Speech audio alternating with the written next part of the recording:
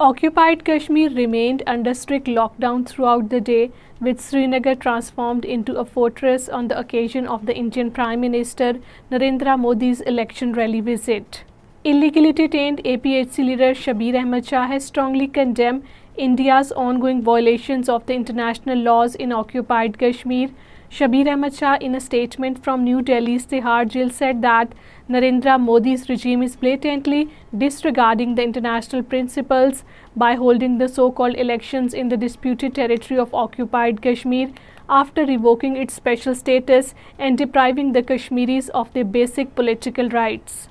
First phase of the so-called elections for occupied Kashmir held on Wednesday amid widespread reports of the repression, with Amnesty International calling on New Delhi to stop the detentions of the dissenters. Amnesty International's Akir Patel, chair of the board at the Amnesty India, in a statement said Indian authorities must stop restrictive travel bans and arbitrary detentions under the country's stringent anti-terror laws to intimidate the critical dissenting voices from speaking out on Jammu and Kashmir.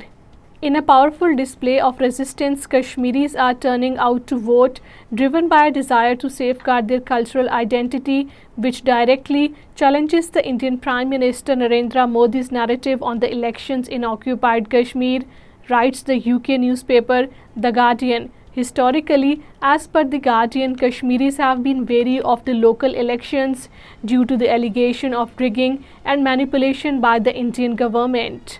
Mishal Hussain Malik, wife of the jailed Kashmiri Hurriyat leader Mohammad Yasin Malik, has categorically stated that the brave Kashmiri people want freedom and not partial elections in the occupied Kashmir. Mishal Hussain Malik, in a video message on the scheduled fake elections in occupied Kashmir, said that the Kashmiris demanded free and fair plebiscite mandated under the UNSC resolutions, not fraudulent elections under the shadow of the guns of the Indian occupation forces in occupied Kashmir.